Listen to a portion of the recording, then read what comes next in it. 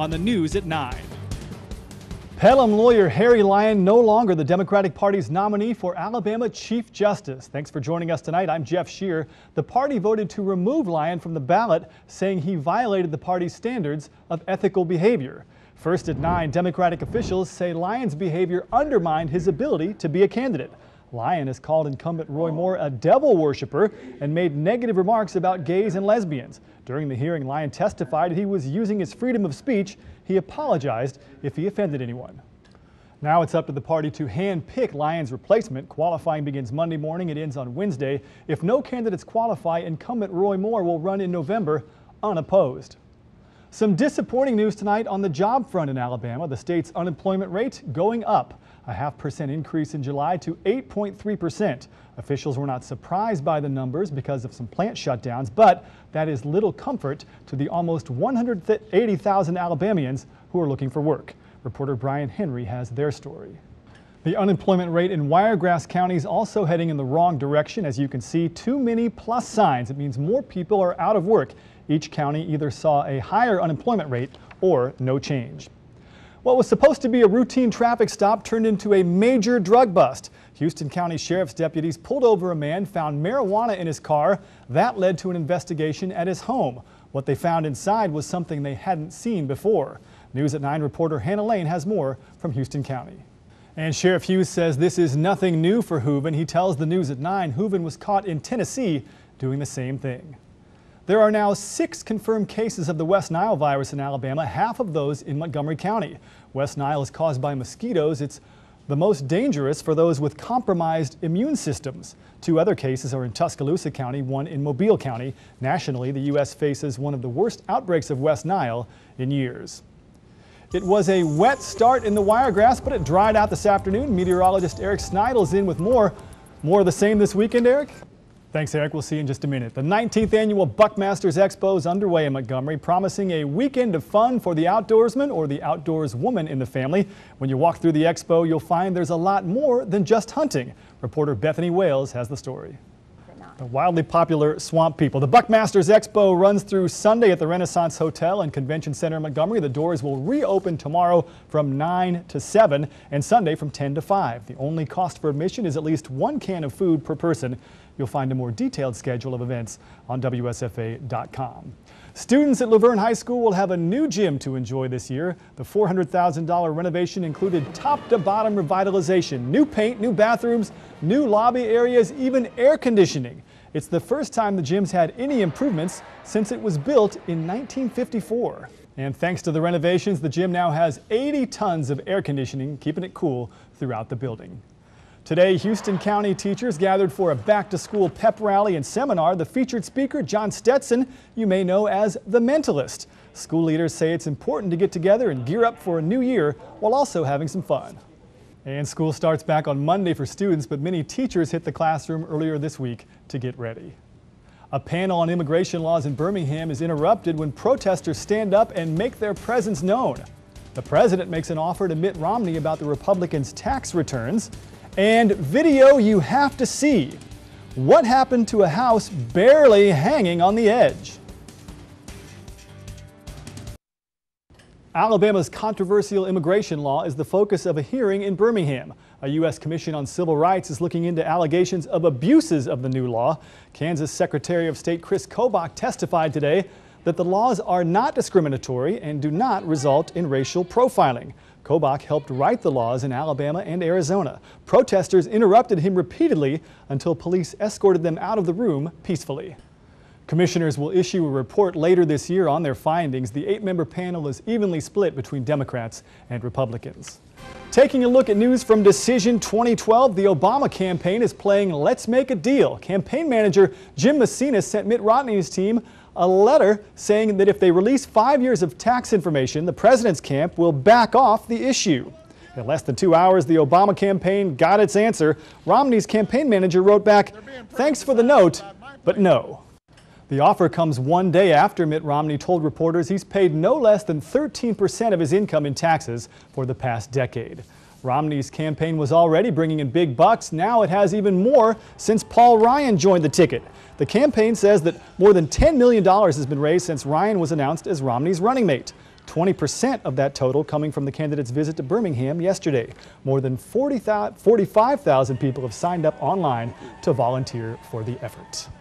Eric Sneidel joins us now with a look at the weather. And Eric, I know folks who work outside, who play outside, were loving today's more mild temperatures. Yeah, this isn't bad for August, being in the 80s as opposed to the 90s. Also not bad is the rainfall we saw across the wire.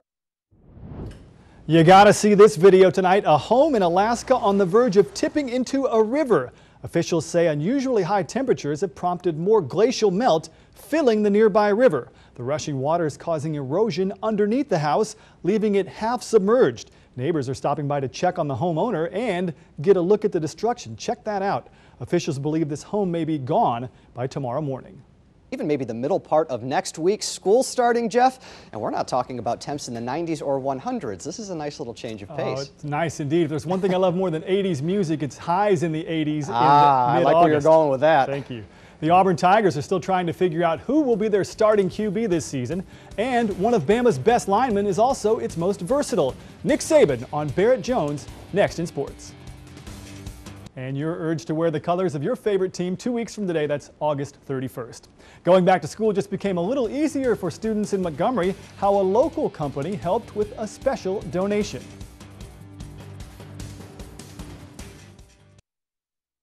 Hyundai Motors Manufacturing Alabama wants all Montgomery Public School students to be ready for the first day. The company donated $5,000 worth of supplies to MPS today.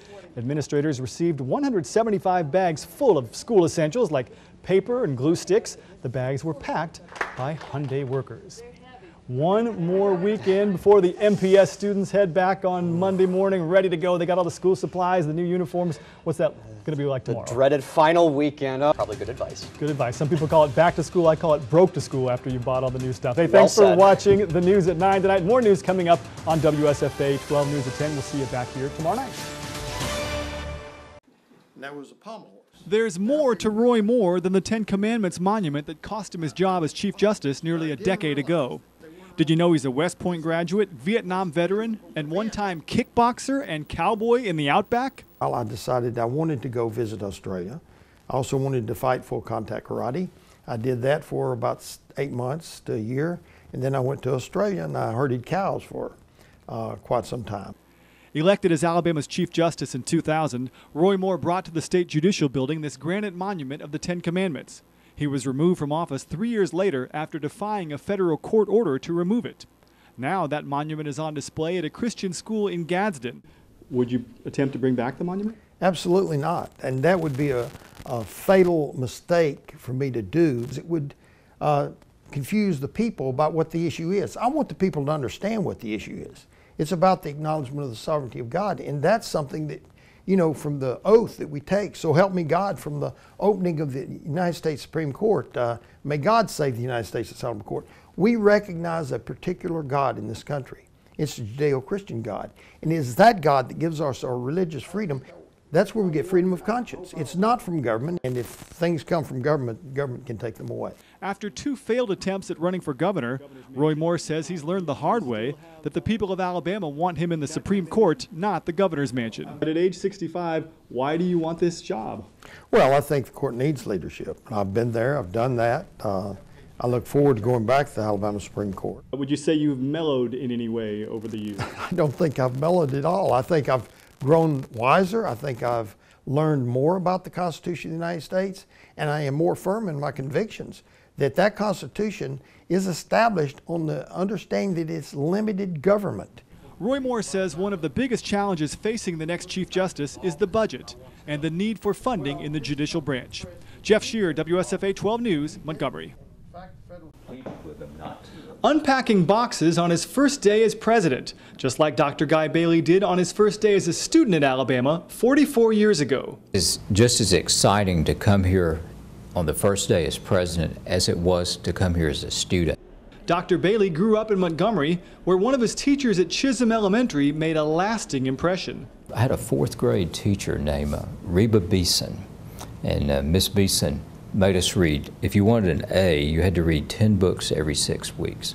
And I hated that at first, but I did it. And pretty soon I developed a habit, and that habit has stuck with me throughout my life. It's one of the best things that ever happened to me.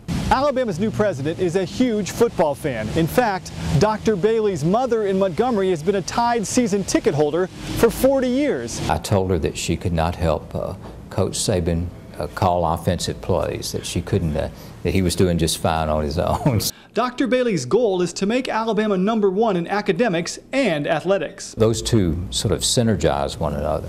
We won the national championship last year, but we were second among the top 10 in graduation rates for football players. Only Stanford was better. People refer to it as kind of the front porch of the institution, and it's what most people see. Dr. Bailey knows football has a special place at Alabama. With that visibility comes responsibility. The lesson from Penn State is to deal with things right up front. Don't try to hide them. Don't sweep anything under the rug. Yeah, you're probably going to have some problems from that, but long term you'll be better off.